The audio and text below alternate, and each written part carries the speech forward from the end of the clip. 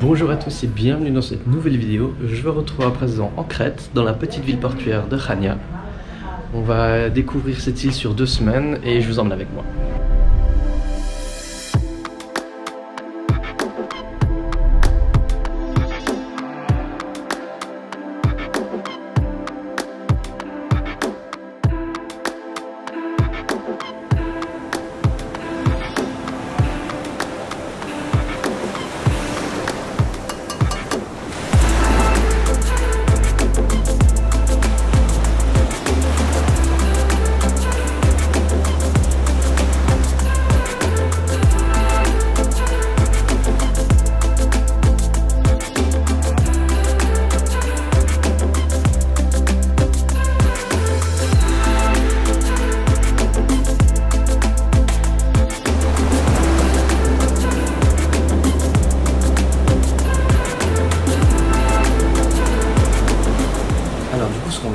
C'est qu'on a pris la voiture depuis Chania jusqu'à Kissamos, à peu près une trentaine de minutes. Et ensuite, donc on avait un hôtel à pas loin de Kissamos. Et ensuite, on a repris la voiture encore pour 25-30 minutes jusqu'à la plage de Balos.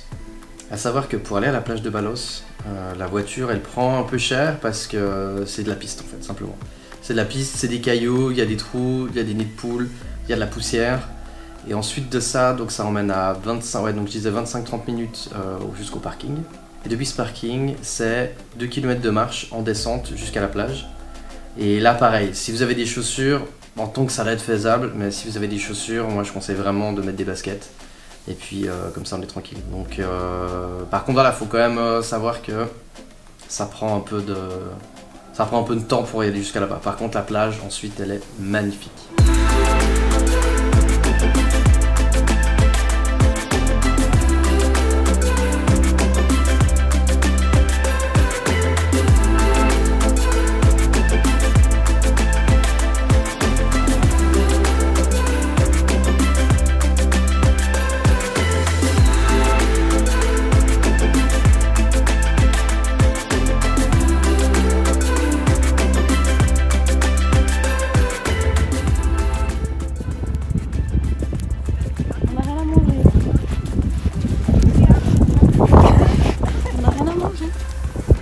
Non. Non. Il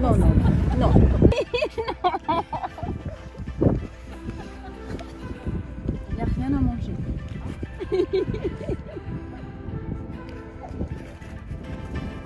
Ah bah voilà.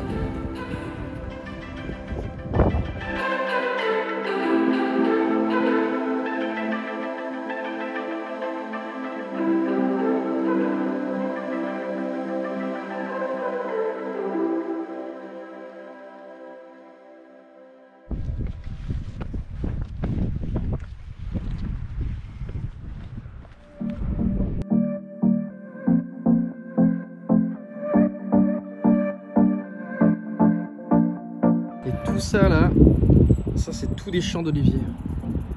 Je sais pas ce qu'il y a sous les serres, peut-être des tomates, on a vu des camions avec des tomates qui remontaient là.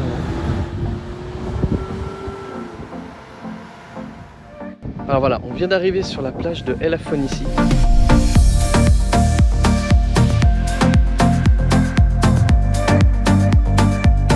Ce qu'on essaie de faire d'habitude, c'est de se lever assez tôt, d'aller dans une première plage et ensuite de manger et de rouler dans les heures les plus chaudes de la journée. À savoir entre 11h30 et 14h30, 15h. Ici, là, on est au début du mois de juin, ça cogne vraiment fort. Donc pour éviter de cramer, on est tout blanc, on préfère faire comme ça. Donc voilà, là on a mangé à Kissamos, on s'est fait une bonne heure de route pour venir jusqu'à Elafonissi. Apparemment c'est une plage au sable rose, alors j'ai hâte de découvrir ça.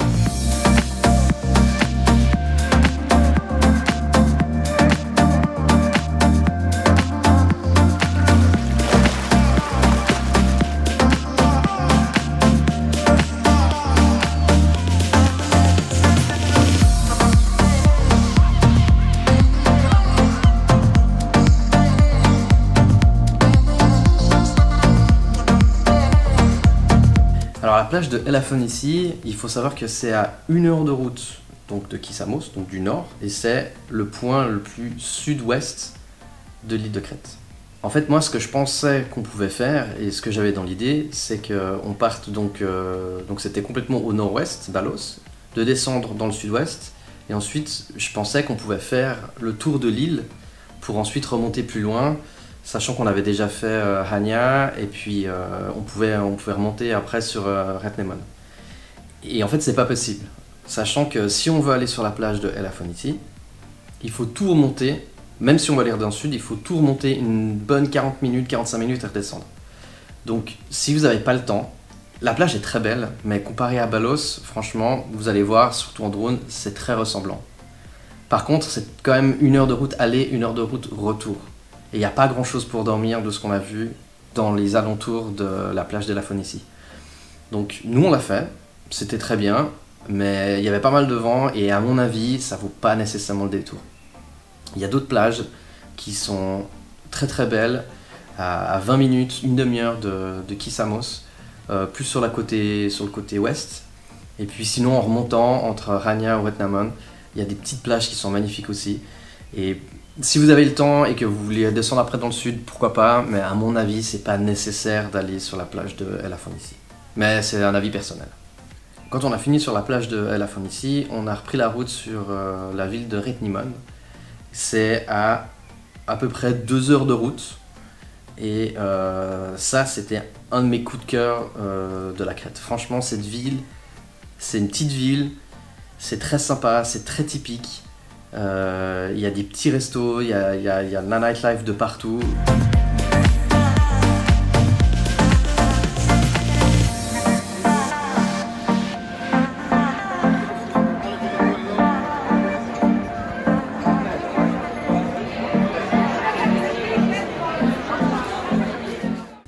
Des petits magasins, la bouffe est succulente, les gens sont hyper sympas et de ce qu'on a discuté avec la personne de l'hôtel qui était hyper sympa, elle nous a dit que là, bon voilà, on est en juin 2021,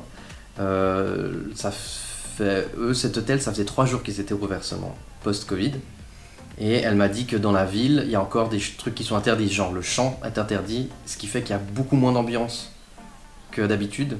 Mais moi j'ai déjà trouvé que c'était ultra cool et ultra sympa. Du coup, je pense que si vous regardez la vidéo plus tard et que vous décidez d'aller dans cette ville plus tard quand tout sera revenu normal, à mon avis ça peut être... franchement moi c'est mon coup de cœur, franchement allez-y sans hésiter.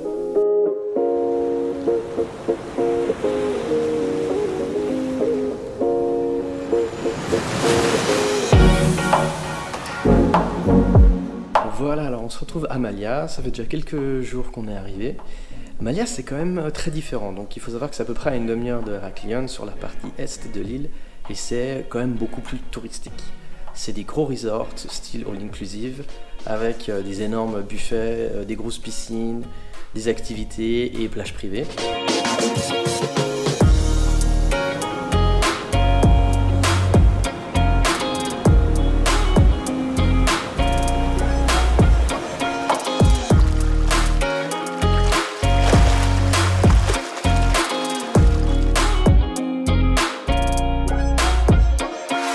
Alors voilà, c'est un autre style de voyage, il faut juste le savoir, ça peut être excellent si vous voulez partir en famille ou bien juste profiter de all inclusive, de pas se prendre la tête et puis de profiter de la magnifique météo. Mais voilà, à savoir quand même que c'est bien différent de ce que peut être le côté ouest de l'île.